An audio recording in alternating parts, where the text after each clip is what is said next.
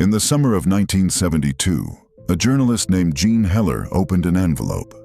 Inside was a stack of government documents. She read them once. Then she read them again. Then she called her editor and said she needed to talk to him immediately. What was in those documents had been happening for 40 years, not in secret laboratories in some other country, not in wartime, in Alabama, in peacetime. Carried out by American doctors, paid by the American government, on American citizens, men who had no idea what was being done to them because they had been told, from the very first day, that they were receiving treatment. They were not receiving treatment. The treatment existed. It had existed for 25 years, and the men running this experiment had spent those 25 years making absolutely certain that not one of the men in their study ever received it. By the time Jean Heller published her story, 128 of those men were dead from the disease the government had refused to treat. 100 more had died from its complications. 40 of their wives had been infected. 19 of their children were born sick. The government's response, when the story broke, was not to deny it. It was to explain that the doctors and civil servants involved had simply been doing their jobs, and that many of them had done so, as an official statement put it, for the glory of science. This story has a detail that most people, even people who know the broad outline of what happened at Tuskegee, do not know. It is not about the experiment beginning. It is not about the cure being withheld. It is about what happened in 1941, 9 years into the study, when dozens of the men were drafted into the United States Army. When a man is drafted, the military runs a medical examination. If that examination finds syphilis, which it did in dozens of the study participants, the military treats it. That is mandatory. That is protocol. That is what should have happened. And if it had happened, those men would have walked out of their draft board appointments cured, and the experiment would have ended right there, because the subjects would have received exactly the treatment the researchers had been withholding for 9 years. The researchers found out about the draft orders before the men did, and they contacted the draft boards directly and had the men removed from the induction lists. Not because the men were unfit for service, because if they went to a military doctor would cure them, and the study would be over. So the men were quietly pulled out of the draft, never told why, sent back to their farms in Alabama, and the experiment continued. That is the moment this stopped being a story about negligence and became a story about something else entirely. That is what we are going to talk about today. Macon County, Alabama, in 1932 was one of the poorest places in the United States. The Great Depression had arrived on top of a poverty that was already severe. Sharecroppers worked land they would never own, earning wages that barely covered food. Medical care was something that happened to other people, in other places, with other amounts of money. So when representatives from the United States Public Health Service arrived in Macon County offering something extraordinary, free medical examinations, free treatment, free meals on examination days, and most significantly, guaranteed burial insurance. The men who listened to them were not naive. They were rational. Free health care in 1932. Alabama was not a thing that existed for black sharecroppers, and now the federal government of the United States was offering it. 600 men enrolled. 399 had syphilis. 201 did not and would serve as the control group. The men with syphilis were told they had bad blood, a local phrase that covered everything from fatigue to venereal disease, and that the government's doctors were going to treat it. They were given physical examinations, blood tests, and occasionally spinal taps to monitor the progression of the disease in their nervous systems. The spinal taps were described to them as special free treatment. None of them were told they had syphilis. None of them were told the purpose of the study. None of them were told the study was designed, from the beginning, to track the progression of untreated syphilis through the human body until death, and to confirm findings with an autopsy. The original plan was that the study would run for 6 months. 6 months passed. The data was interesting enough that the researchers decided to continue for another 6 months. Then another year. Then another 5. New supervisors rotated through the program, inherited the study from their predecessors, and kept it going because it had always been going. And because stopping it would mean explaining why it had run as long as it had without treating anyone, which was a conversation nobody in the public health service was eager to have. By 1942, the study had been running for a decade. By 1947, it had been running for 15 years. 1947 is the year that matters most in this story, and not only because of what happened with the draft board. We will get to that. 1947 is the year that penicillin became the established, widely available standard treatment for syphilis. Before penicillin, syphilis was serious but difficult to treat effectively. After penicillin, it was curable. Straightforwardly, reliably, inexpensively curable, with a course of injections that took days. The men in the Tuskegee study had syphilis. Penicillin now existed. The cure was available, affordable, and sitting in hospitals and pharmacies across the country. The researchers continued to give the men aspirin and iron tonic and told them their treatment was going well. They also did something else in 1947. They provided a list of every man in the study to the local doctors of Macon County with instructions. These men are not to be treated for syphilis under any circumstances. If a man on this list presents at your office with symptoms, do not treat him. He is part of a federal study. Local doctors complied. The Public Health Service had the authority. The men had no idea any list existed. Think about what this means. A man goes to his doctor in 1948, in pain, with worsening symptoms. His doctor has a list in his desk. The man's name is on it. The doctor writes something in the file and sends him home. The cure is in the next room. Let us go back briefly to 1941, before penicillin, because this is the moment the story changes character entirely. When the United States entered the Second World War, the draft began processing hundreds of thousands of men across the country. In Macon County, Alabama, that included dozens of the men in the Tuskegee study. The draft medical examination was thorough. It tested for venereal diseases. And it did not send men home if it found them. It treated them because the military needed its soldiers healthy. Raymond Vanderleer, one of the original architects of the study, and by this point the Assistant Surgeon General of the United States, discovered that study participants were receiving draft orders. He understood immediately what would happen when those men walked into a military examination room.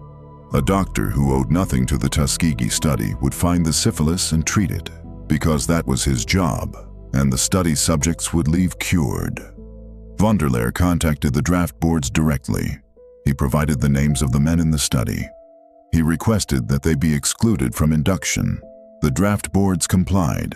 The men received letters informing them that they had been excluded from military service. No reason was given. The men were not told about the study. They were not told about their diagnosis. They were sent back to their farms. Some of them had sons who went to war. They stayed home, excluded from service for reasons they were never allowed to know, while the government that had excluded them continued to monitor the disease it refused to cure.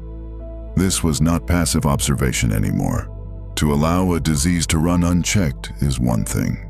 To actively intervene to prevent a man from accidentally receiving a cure, to reach into the machinery of the United States military and pull a man out of it specifically because you are afraid he might get better, is something with a different name. In December of 1965, a 28-year-old man named Peter Buxton was hired by the United States Public Health Service in San Francisco as a venereal disease investigator. He was Czech-born, had served in the Army as a psychiatric social worker, and had a degree in European history, which meant, among other things, that he was familiar with what happened at the Nuremberg doctors' trial in 1947, when Nazi physicians were convicted and hanged for conducting medical experiments on human beings without their consent. In the summer of 1966, Buxton overheard colleagues in the San Francisco office discussing a syphilis project in Alabama. He asked questions. He was given documents. He read them and later said, "I didn't want to believe it. This was the Public Health Service. We didn't do things like that." But they did, and Buxton, who had read enough history to recognize what he was looking at, filed an official protest with the Service's Division of Venereal Diseases in November of 1966. He described the study as ethically unjustifiable. He pointed out that the men had never given informed consent. He pointed out that the cure had existed for 20 years. He pointed out that the study's continuation violated the Nuremberg Code, the very document the United States had helped draft after prosecuting German doctors for doing precisely this. The response he received directed him to a review panel. The panel met. The panel decided the study should continue. Buxton filed again in 1968. He made the same arguments. He added that the civil rights movement had fundamentally changed the context in which an all-black study of untreated disease could be justified, that what had been institutional indifference in 1932 looked, in 1968, like something the country was now specifically reckoning with. He asked a simple question of the CDC panel reviewing his complaint. What is the ethical thing to do? The CDC did not answer him. In 1969, the Centers for Disease Control, which had taken over administration of the study from the USPHS, convened a committee to evaluate whether the study should continue. The committee included several prominent physicians. It voted to continue. Buxton left the Public Health Service. He went to law school. He kept the documents.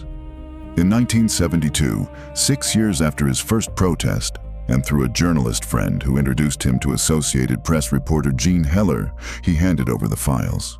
Heller could not believe what she was reading. Her editor assigned the story.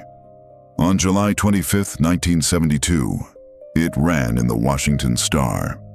The following morning, it was on the front page of the New York Times under the headline, "Syphilis victims in U.S. study went untreated for 40 years."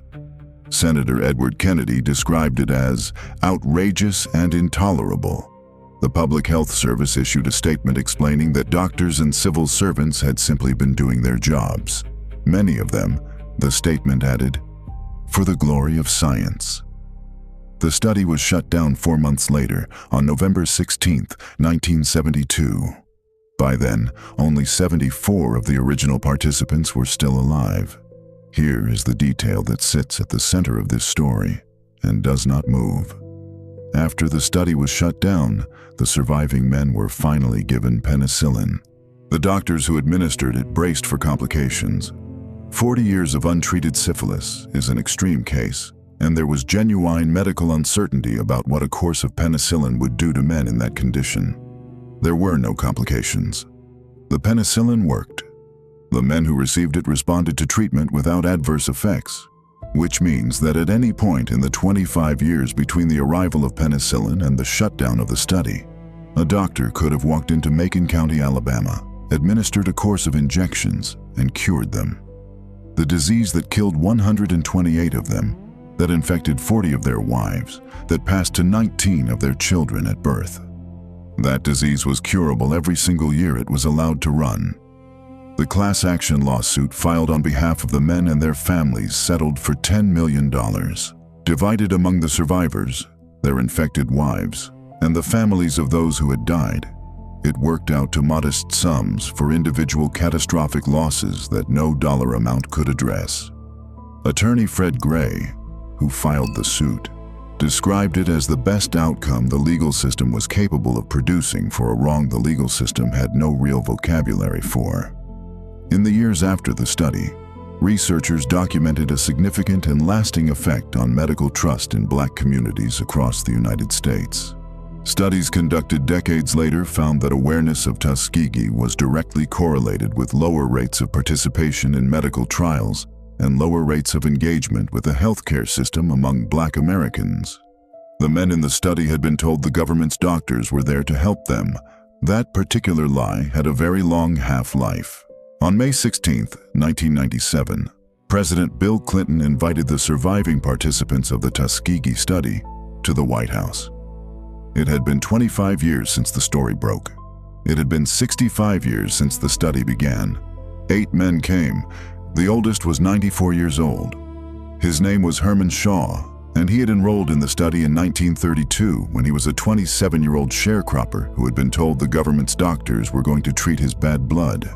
He had spent 65 years as an unwitting participant in the most notorious medical experiment in American history.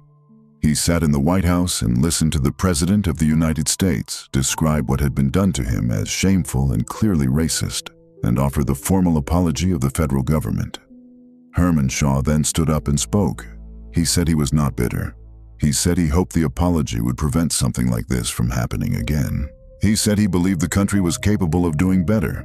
He was 94 years old, and he had been lied to by his government for 65 of those years, and he stood in the White House and said he was not bitter.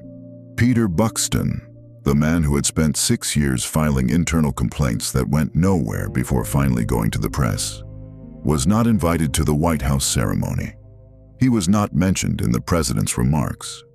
He attended a separate commemoration 2 years later in Tuskegee, Alabama, and spent the remainder of his life giving talks and presentations about what he had seen and what it had taken to stop it. He died on May 18, 2024, at the age of 86.